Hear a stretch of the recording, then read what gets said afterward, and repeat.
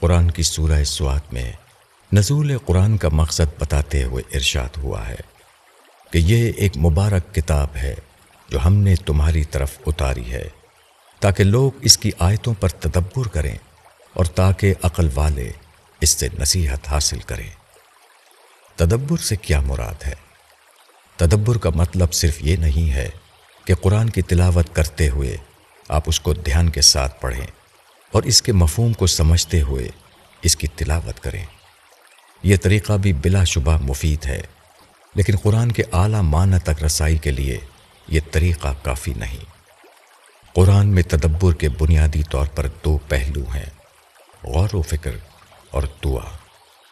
غور و فکر کیا ہے؟ اس کو میں نے ایک واقعے سے سمجھا۔ ایک بار میری ملاقات ایک مسلم ادیب سے ہوئی۔ ان کے ساتھ مجھے کچھ وقت گزارنے کا موقع ملا۔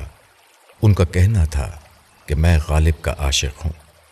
میں نے پایا کہ وہ غالب کے اشعار کے نہایت گہرے معنی بتاتے۔ انہوں نے بتایا کہ وہ غالب کے دیوان کو صرف پڑھتے نہیں بلکہ وہ اسی میں جیتے ہیں۔ ان کے الفاظ میں غالب کے اشعار ہر وقت میرے ذہن میں گھومتے رہتے ہیں۔ یہی تدبر ہے۔ تدبر کا مطلب صرف یہ نہیں کہ تلاوت کے وقت قرآن کے معنی پر دھیان دیتے ہوئے اس کی تلاوت کریں۔ تدبر یہ ہے کہ قرآن آپ کے دماغ پر چھایا ہوا ہو، قرآن کی آیتیں ہر وقت آپ کے ذہن میں گھومتی رہیں، آپ قرآن کی آیتوں کو لے کر سوئیں اور قرآن کی آیتوں کے ساتھ جاگیں۔ قرآن سے اس طرح کے فکری تعلق پیدا ہو جانے کا نام تدبر ہے۔ تدبر کی دوسری لازمی شرط یہ ہے کہ آدمی برابر اللہ سے دعا کرتا رہے۔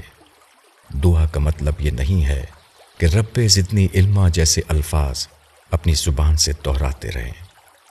دعا کا آغاز اپنے عجز کی دریافت سے ہوتا ہے۔ جس آدمی نے دریافت کے درجے میں اپنے عجز کو نہیں جانا، وہ گویا کہ اللہ سے دعا کرنے کا اہل بھی نہیں۔ مولانا وحید الدین خان۔